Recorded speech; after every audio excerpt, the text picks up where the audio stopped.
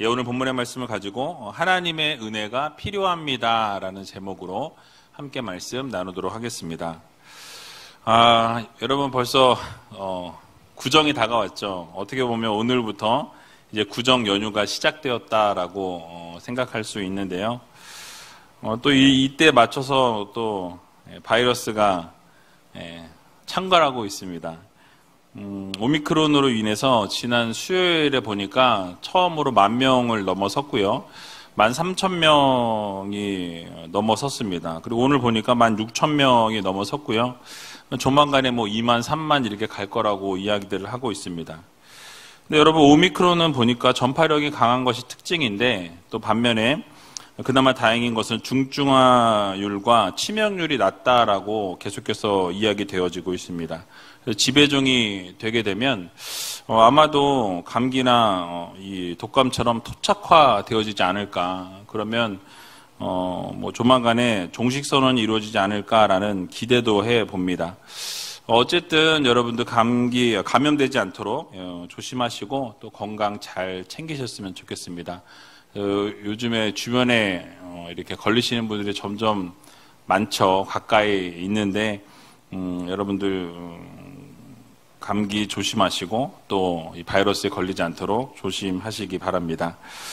오늘은 지난 시간에 이어서 이 엘가나와 한나와 또 분인나 사이에 일어난 갈등에 대해서 또 그 갈등이 해소되어지는 것들을 보면서 하나님께서 우리들에게 허락해 주시는 교훈의 말씀이 무엇인지 같이 한번 생각해 보는 시간을 갖도록 하겠습니다.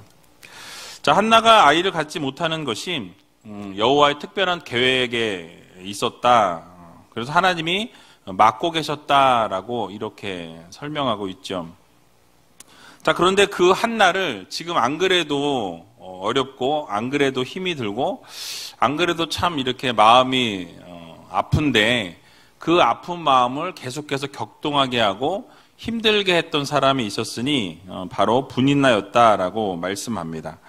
오늘 본문 6절에 보니까 이렇게 말씀하는데요. 우리 6절 말씀 같이 한번 읽어보도록 하겠습니다.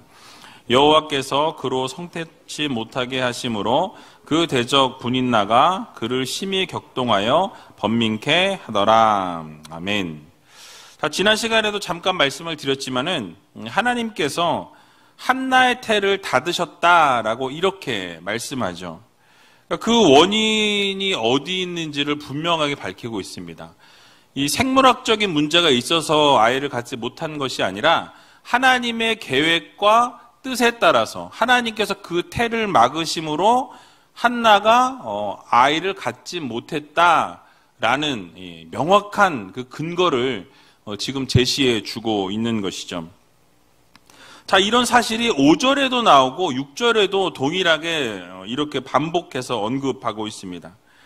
이렇게 두 번을 동일하게 반복해서 언급하는 것은 이 강조하는 것과 동시에 한나의 어떤 절망적인 상황이 극에 치달아 있다. 상당히 힘들어하고 어려운 상황 가운데 있었다라는 것을 저자는 강조하고 있는 것입니다. 자, 안 그래도 이 힘들고 어려운 상황 가운데 놓여 있는데 그 옆에 후처인 분인나는 이 한나를 더 격동케 하고 더 이렇게 화가 나게 만들었다라고 이야기하죠. 그 이유가 무엇이었습니까? 남편인 엘가나가 이 한나에게 분깃을 더 배나 챙겨주는 것을 보면서 더 격동하게 했다라는 것이죠. 그리고 또 그것을 볼 때 아이를 낳지 못한다는 이유로 한나를 멸시하면서 한나를 더 힘들게 하고 옆에서 이 마음이 아프게 하는, 번민하게 만들었다라고 본문은 말씀합니다. 자, 게다가 분인나는 우리가 생각해 보면 어떻게 보면 가진 자였어요. 그러니까 하나님께서 자녀들을 허락해 주셨기 때문에 어떻게 보면 가진 자였음에도 불구하고 감사하기보다는 오히려 그 가진 그 축복을 이용해서 어떻게 합니까? 이 한나의 마음을 후벼 파는, 이 한나의 마음을 아프게 하는, 이 괴롭고 힘들게 하고 고통을 주는 이 대적자의 역할을 감당했다라는 것이죠. 그래서 오늘 본문에도 보면 분인나를 대적이었다라고 이렇게 표현하는 것을 우리는 보게 되는 것입니다. 자, 우리는 여기서 한 가지 교훈을 얻을 수 있는데요. 우리가 하나님의 은혜 가운데 살지 못하고 이 마음 가운데 고민하고 이 걱정으로 가득하게 되면은 이 대적자들이 어떻게 합니까? 항상 그곳을 치고 들어온다라는 거예요. 공격을 당할 수밖에 없다라는 것이죠. 우리가 이 세상 살아가면서 하나님의 은혜 가운데 젖어 있고 하나님 말씀 가운데 있고 하나님과 동행하는 삶을 살아가다 보면 이 대적자들의 공격을 해도 견뎌낼 수 있는 믿음과 힘과 능력이 있게 되는데 무엇입니까? 이 늘 고민하고 걱정하고 갈등 가운데 있고 격동하는 마음 가운데 있다 보면 대적자들이 공격했을 때 어떻게 되어집니까? 쓰러질 수밖에 없다라는 거예요. 공격을 당할 수밖에 없고 결국은 낙심하게 되고 절망 가운데 빠지게 되는 것을 보게 되는 것이죠. 여러분들이 믿음 생활할 때 보시면 어떻습니까? 여러분들이 믿음 생활할 때 성령이 충만하고 은혜가 충만하고 날마다 하나님과 동행하는 삶을 살아가고 하나님과 함께하는 삶을 살아가다 보면 어떠한 대적자들이 나타나서 나를 흔들어 댈지라도 좌로나 우로나 치우치지 아니하고 말씀 가운데 서서 그 모든 것을 믿음으로 이겨내고 극복하는 것을 여러분들이 아마 믿음 생활 가운데서 경험하셨을 거예요. 그러나 반대로 여러분들이 낙심 가운데 있고 절망 가운데 있고 힘든 상황 가운데 놓여 있다 보면 여러분들을 대적자들이 흔들어대고 어렵게 하면 어떻게 됩니까? 그냥 그 순간 좌절하게 되고 넘어지게 되고 낙심하게 되는 것을 보게 되죠. 그래서 여러분 우리가 잊지 말아야 될 것은 어떠한 상황과 형편 속에서도 매 순간 하나님의 은혜가 나와 함께한다라는 것을 여러분들 모두 믿으시기 바랍니다. 확신을 가져야 된다는 거예요. 그래서 하나님이 나와 함께 하시고 하나님의 은혜가 날마다 부어지게 될 때 나는 이 모든 것을 이겨낼 수 있다라는 그 믿음을 가져야 되는 거예요. 어디서? 하나님 안에서. 하나님의 은혜 가운데 하나님의 능력 주시는 그 은혜 가운데서 누리는 삶을 살아가는 성도들이 되어야 한다라는 거예요. 그래서 여러분 얼마 전에 우리가 함께 살펴보았던 다니엘의 세 친구 이 사드락과 메삭과 아벳느고의 삶을 우리가 살펴보았었는데요. 여러분 그들의 삶이 어떠했습니까? 그들의 삶이 나라를 빼앗겼어요. 나라를 빼앗기고 그들이 어떻게 되었습니까? 포로로 잡혀갔습니다. 포로로 끌려가서 이방 땅에서 생전 알지도 못하는 그리고 이 언어도 익숙치 않은 그런 이방 땅에 가서 삶을 시작해야 했다라는 것이죠. 그들에게는 아무런 희망도 없었고 소망도 없었습니다. 나라가 망했고 하나님의 전이 다 무너지는 것을 눈으로 확인했다라는 것이죠. 성전이 파괴되었어요. 본토로 돌아갈 수 있는 희망조차 완전히 사라져버린 그런 상황 가운데 다니엘과 세 친구들이 있었다라는 것이죠. 여러분 한마디로 하나님의 은혜에 대한 기대를 전혀 가질 수 없는 상황 가운데 놓여 있었다라고 말씀드릴 수 있는 것입니다. 자, 게다가 어떤 상황이었습니까? 이 풀무불에 던져질 수밖에 없는 상황에 놓였다라고 우리가 말씀을 들었었죠. 그런데 여러분 그런 풀무불 속에 던져질 위기 가운데서도 여러분 어떻게 했습니까? 그 큰 시험을 믿음으로 뛰어넘는 것을 우리는 살펴보았었죠. 여러분 어떻게 그들이 그 큰 시험을 이겨낼 수 있었습니까? 세상이 아무리 자신들을 흔들어대고 자신들을 죽이려고 한다고 한들 하나님이 함께 계시면 하나님이 구원하시고 하나님이 우리를 살려내시면 반드시 하나님께서 기적을 베푸실 것이라는 확신과 믿음을 그들이 가지고 있었던 것을 우리는 보게 되는 것이죠. 하나님께서 함께 하시고 은혜를 베풀어 주실 것을 믿었기 때문에 풀무불 앞에서도 어땠습니까? 당당할 수 있었던 것을 보게 되죠. 그리고 그리 아니하실지라도 하나님 한 분 외에 우리가 엎드리고 절할 수 없다라고 말씀하는 것을 보게 되죠. 결국 무엇입니까? 하나님을 향한 그 믿음, 하나님을 향한 그 확신, 그 확신이 그 마음 가운데 꽉 차 있었던 것을 보게 되는 거예요. 자, 그래서 다니엘 3장 16절에서 18절의 말씀을 보게 되면 이 다니엘의 세 친구들이 이렇게 선포하는 것을 보게 됩니다. 우리 같이 한번 읽어보도록 하겠습니다. 사드락과 메삭과 아벳느고가 왕에게 대답하여 가로되 느부갓네살이여 우리가 이 일에 대하여 왕에게 대답할 필요가 없나이다. 만일 그럴 것이면 왕이여 우리가 섬기는 우리 하나님이 우리를 극렬히 타는 풀무 가운데서 능히 건져내시겠고 왕의 손에서도 건져내시리이다. 그리 아니하실지라도 왕이여 우리가 왕의 신들을 섬기지도 아니하고 왕의 세우신 근신상에게 절하지도 아니할 줄을 아옵소서. 아멘. 여러분 분명히 이 다니엘의 세 친구의 선포의 그 메시지, 그 마음 가운데 어떠한 마음을 품고 이러한 선포를 했는지를 여러분들이 한번 상상해 보시면 그 다니엘의 세 친구들이 하나님을 향한 그 마음, 그 확신이 얼마나 가득 차 있었는지를 우리는 알게 되는 거예요. 뭐라고 이야기합니까? 하나님이 우리를 극렬히 타는 풀무 가운데서 반드시 건져내실 거라고 말씀하죠. 근데 그리 아니하실지라도 무엇입니까? 절대로 우리는 하나님 외에 다른 신에게 어떠한 신상에게도 절할 수 없다. 이렇게 선포하는 것을 볼 수 있다라는 것이죠. 그러니까 이런 모습이 여러분 우리의 마음 가운데 우리의 생활 속에 여러분의 삶 속에도 있어야 한다라는 것이죠. 그러니까 절개를 지키는 거예요. 하나님을 향한 그 마음, 그 믿음, 절대로 어떤 상황과 형편 속에서도 흔들리지 않는 그 믿음을 갖는 성도들이 되어야 한다라는 말씀이에요. 여러분 우리가 위기에 처해 있고 어려움에 처해 있을 때마다 우리의 대적 마귀 사탄은 어떻게 합니까? 여러분들을 어떻게든 쓰러뜨리려고 넘어뜨리려고 공격하려고 틈을 보고 엿보고 있다라는 사실이에요. 기회는 이때다 하고 여러분을 심각하게 격동시키고 여러분의 마음을 완전히 흔들어 놓아서 하나님으로부터 멀어지게끔, 하나님으로부터 떨어지게끔, 신앙에서부터 넘어지게끔, 좌절하게끔, 절망하게끔 그렇게 공격하고 쓰러뜨리려고 호시탐탐 노리고 있다라는 사실이에요. 그럴 때 우리는 이 큰 시험 앞에서 쓰러지고 넘어지는 우리가 아니라 더 하나님의 은혜를 구하고 더 하나님을 믿음으로 확신하고 하나님을 붙드는 성도들이 되어야 한다라는 사실이에요. 끝까지 하나님의 은혜를 구하고 끝까지 하나님을 믿고 신뢰하는 삶을 살아가게 될 때 하나님께서는 결국 여러분들 가운데 이 다니엘의 세 친구에게 베풀어 주셨던 그 기적의 은혜와 동일하게 또 우리가 이제 살펴볼 다니엘이 사자굴에서부터 건져냄을 받게 되는 것도 보게 되는데요.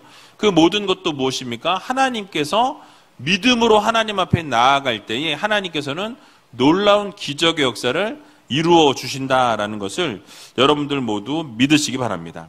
한나는 여러분 어땠습니까? 한나 역시 이 분인나가 곁에서 격동케하고 번민하게 할 때 오히려 하나님의 은혜를 구하면서 전적으로 하나님을 의지하며 나아가고 기도할 때 결국은 그 당시에 흔들리는 것 같고 그 당시에는 괴로워했고 눈물을 흘렸고 힘들어했지만은 결국은 하나님의 은혜를 구하면서 전적으로 하나님을 의지할 때 결국 하나님께서 사무엘을 허락해 주시는 것을 우리는 보게 되는 것이죠. 여러분 사무엘을 생산하고 난 이후에는 세 아들과 두 딸도 하나님께서 더 허락해 주시는 것을 우리는 보게 되는 것입니다.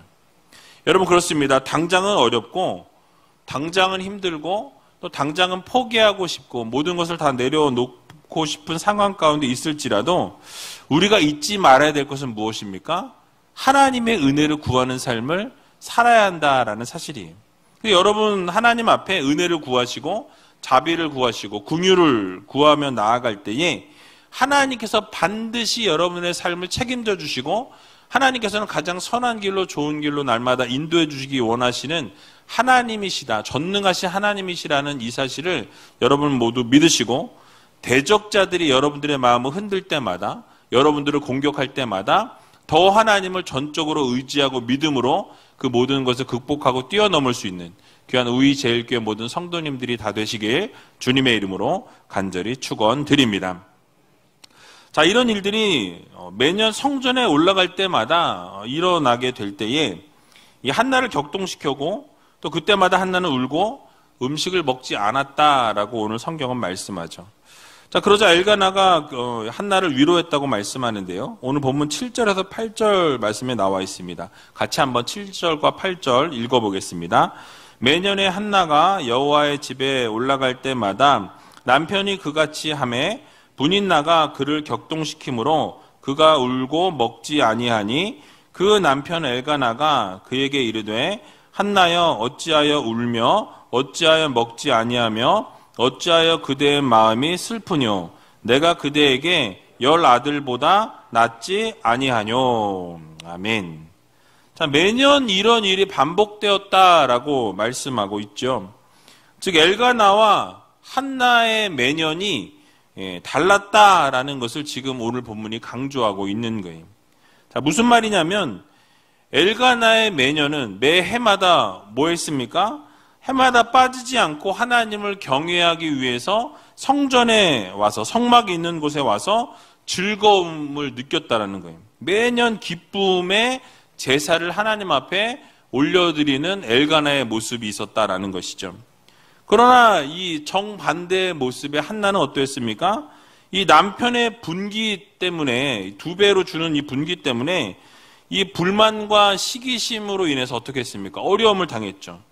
분인나를 통해서 격동케 되어지는 그 마음 가운데 막 이 화가 나게 만드는 그런 일들이 매년 있었다라는 거예요. 그래서 고통이 있었고 번민이 있었다라고 이렇게 말씀하고 있는 것입니다.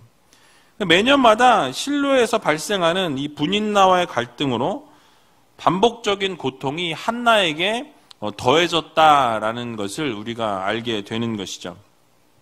자, 그래서 한나는요, 어떻게 했습니까? 매년 울면서 먹지 않았다라고 이렇게 설명하죠. 자, 그럴 때 엘가나가 이 한나에게 다가와서 남편인 자신이 있는데, 내가 있는데 왜 이렇게 힘들어하냐고, 슬퍼하냐고, 고통스러워하냐고 위로해 주는 것을 보게 되죠. 자, 여기서 우리는 한나를 향한 엘가나의 마음이 어떠했는지를 알 수가 있습니다. 이 고대 사회에서는 제가 말씀을 드렸지만은 이 결혼한 여성이 아들이 없다는 것은 어디 가서 위로조차 받을 수 없는 부끄러운 어떤 그런 상황이었습니다. 수치였고 고통이었다라는 사실이. 당시에는 이 아들을 낳지 못하는 여인은 이 여성으로서는 물론이고 한 인간으로서 취급받기 어려운 그런 시대적 상황과 배경 가운데 있었습니다. 그런 여인은 이 구박과 천대를 받아도 시대 분위기상 뭐 누구 하나 이렇게 말릴 수 없는, 아무 말도 할 수 없는 그런 시대였다. 그런 시대의 프레임으로 그런 시대의 상황의 눈으로 우리가 이 본문을 바라보아야 한다는 것이죠.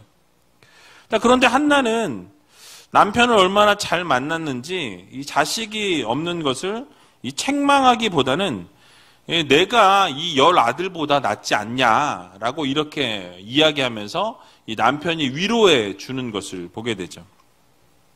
자, 이 말로 짐작해 볼 수 있는 것은 이 평소에도 엘가나는 한나에게 참 잘해 주었던 남편이었다라고 우리가 추측해 볼 수 있습니다. 아마 그 당시 상황으로 엘가나를 보게 되면 이 당시 최고의 애처가가 아니었을까라고 우리가 생각해 볼 수 있는 것이죠. 그 아들을 낳지 못한다고 구박하고 막 못 살게 굴어야 맞는 상황인데 오히려 늘 위로하고 사랑으로 격려해주고 한나를 이렇게 감싸 안아주는 이런 엘가나의 모습을 우리가 볼 수 있는 것이죠. 자, 그러면 이렇게 남편이 사랑으로 이해해주고 이렇게 생각해주고 관심을 가져주면 한나는 더 이상의 눈물이나 슬픔이 없어야 하는 것이 맞는데 오늘 본문은 뭐라고 말씀하죠? 한나는 어떠했습니까? 울면서 먹지 않았다라고 이렇게 말씀합니다. 자, 그러면 왜 한나가 울면서 이렇게 슬퍼했던 것일까요? 이유가 무엇이겠냐라는 거예요. 결국은 이 남편의 사랑은 정말 듬뿍 받고 있었지만은 하나님으로부터 사랑과 은총을 받고 있지 못하다라고 이 한나 스스로 생각했던 거예요. 즉 한나는 하나님께서 태의 문을 열어주셔야만 이 자녀를 생산할 수 있다라는 생각에 변함이 없었다라는 거예요. 그러니까 하나님이 하셔야 되는데 하나님이 그것을 열어주지 아니하시니 어떻습니까? 속상한 거예요. 하나님의 사랑과 은총이 필요하다라는 것을 알았고, 그래서 매년 제사를 드리러 실로에 올라올 때마다 하나님 앞에 기도하고 눈물의 기도를 올려드렸다라는 거죠. 하나님 앞에 아주 간절하게 간구했던 것을 보게 되는 것입니다. 여러분, 한나의 이런 상황을 우리가 보면서 한 가지 또 깨달을 수 있는 부분이 있습니다. 바로 남편의 사랑을 받고 세상의 모든 형편과 상황이 아무리 좋을지라도 하나님의 은혜와 하나님의 사랑을 받지 못하고 살아가고 있다면 여러분, 매일매일의 삶이 고통스럽고 매일매일의 삶이 힘들 수밖에 없다라는 것을 우리는 기억해야 한다는 거죠. 가장 중요한 것이 무엇입니까? 세상의 어떤 사랑과 위로보다는 하나님의 사랑과 하나님의 은혜 안에 거하는 성도들의 삶이 되어야 한다는 사실을 여러분들 모두 믿으시기 바랍니다. 여러분들의 삶 속에서 과연 내가 내 삶에 하나님의 은혜가 충만한가, 하나님의 사랑에 충만한가, 이것을 누리고 내가 살아가고 있는가를 여러분들이 한번 들여다 보셔야 한다는 거예요. 그래서 우리의 삶을 가만히 보게 되면 그래도 이만큼 살아갈 수 있는 것, 이렇게 하나님 앞에 예배하고 하나님 앞에 말씀 듣고 나아갈 수 있는 것이 정말 하나님이 사랑해 주셨고 하나님이 은혜 주셨기 때문에 가능하다라는 것을 여러분 모두 믿으시기 바랍니다. 그래서 하나님께서 우리를 사랑해 주셨고 우리의 길을 인도해 주셨기 때문에 이 험한 세상, 이 어둠의 세상을 우리가 그래도 살아갈 수 있다라는 것을 여러분들 모두 기억하시기 바랍니다. 그러므로 우리 모두는 하나님께 매 순간마다 하나님께서 우리를 만나주시고 또 우리에게 필요한 것을 공급해 주시고 은혜를 주셔야만 살아갈 수 있는 존재임을 우리가 인정하면서 하나님 앞에 날마다 감사하며 살아갈 수 있는 믿음의 성도님들이 다 되시기 바랍니다. 그리고 우리가 이 사람으로부터 위로를 받고 사람으로부터 사랑을 받는 것 물론 중요합니다. 그것이 중요하지 않다라고 말씀드리는 것이 아니라 이 사람으로부터 위로받고 사람으로부터 사랑받는 것은 한계가 있어요. 그러나 하나님으로부터 위로받고 하나님으로부터 사랑을 받는 것은 무한하다라는 거예요. 그래서 우리 하나님으로부터 위로를 받고 사랑을 받아야만 우리가 살아갈 수 있는 존재라는 이 사실을 여러분 마음 깊이 새기시고 이 세상의 위로와 세상의 사랑을 구하며 살아가는 우리가 아니라 무엇을 구해야 돼요? 하나님의 사랑을 구하고 하나님의 은혜를 날마다 구하며 살아갈 수 있는 귀한 우이제일교회 모든 성도님들이 다 되시길 주님의 이름으로 간절히 축원드립니다. 자, 이제 마지막 9절 말씀 읽고 말씀을 마치도록 하겠는데요. 9절 말씀 같이 한번 읽어보도록 하겠습니다. 그들이 실로에서 먹고 마신 후에 한나가 일어나니 때에 제사장 엘리는 여호와의 전 문설주 곁 그 의자에 앉았더라. 아멘. 자, 그들이 실로에서 먹고 마셨다라고 이렇게 말씀하죠. 그들이 화목 제사를 드리고 난 이후에 함께 이 율법을 지켰다라는 말씀이에요. 즉 한나는 엘가나 못지않는 이 율법의 준수자였다라는 것을 보여주는 대목이 바로 9절의 말씀입니다. 이게 무슨 말씀이냐면 지난번에 잠깐 언급을 드렸는데요. 이 엘가나와 아내와 자녀들이 이 분깃을 나누고 그 분깃대로 자신들이 그것을 먹었다라는 이 기록을 볼 때 엘가나가 드렸던 제사는 화목제였을 것이라고 말씀을 드렸습니다. 그러니까 이 화목제는요, 이 축제적인 분위기에서 함께 화목을 도모하고 함께 나누어 먹는 즐거움이 있는 제사가 바로 화목제였다라는 것이죠. 자, 그런데 아무리 축제적인 분위기에서 드리는 화목제였을지라도 이 제사의 규례는 이 명확하고 정확하게 지켜야 했다라는 사실이죠. 엄격하게 지켜야 했습니다. 그래서 레위기 7장 18절의 말씀을 보게 되면 이렇게 말씀하고 있는 것을 볼 수 있습니다. 같이 한번 레위기 7장 18절 말씀 읽어보겠습니다. 만일 그 화목제 희생의 고기를 제3일에 조금이라도 먹으면 그 제사는 연락되지 않을 것이라. 드린 자에게도 예물답게 못되고 도리어 가증한 것이 될 것이며 그것을 먹는 자는 죄를 당하리라. 아멘. 18절의 말씀 바로 앞에 있는 17절의 말씀을 보면 3일까지 남겨두지 말고 이틀까지 먹은 이후에 그 나머지는 남아있으면 불사르라고 말씀하고 있어요. 그러니까 3일째는 남은 고기를 먹어서는 안 된다. 그걸 먹게 되면 죄가 된다라고 말씀하죠. 이틀 안에 먹어야 했다라는 거예요. 근데 그것을 어기게 되면 가증한 것이 되고 죄를 짓는 것이 된다라고 분명히 이 화목제에 대해서 설명하면서 그 부분을 언급하고 있습니다. 이 말씀을 근거로 생각해 볼 때 사실 한나는 이 함께 먹고 싶지 않았어요. 마음이 격동되었고 상당히 화가 났고 분노했던 상황이었습니다. 그 자리에 아마 같이 앉아서 이 음식을 나누는 것조차 부담스러운. 그러니까 쉽게 예를 들어서 여러분 누군가가 여러분을 화나게 했어요. 막 너무 막 짜증이 나고 너무 화가 나고 막 폭발이 팍 했어요. 근데 함께 화목해야 돼. 그리고 앉아서 먹어야 돼요. 근데 그것을 지키는 것이 율법이었어요. 여러분 어떻게 하시겠습니까? 앉아서 드시겠어요? 근데 이 한나는 그 힘들고 격동된 상황 가운데서도 그 율법을 잘 지켰다라는 거죠. 그래서 그 자리에 앉고 싶지 않고 함께 먹고 싶지 않았지만은 꾹 참고 잔치가 파할 때까지 기다렸다가 끝나고 나서야 하나님께 기도하기 위해서 슬며시 자리를 성전으로 옮기게 되었다라는 거죠.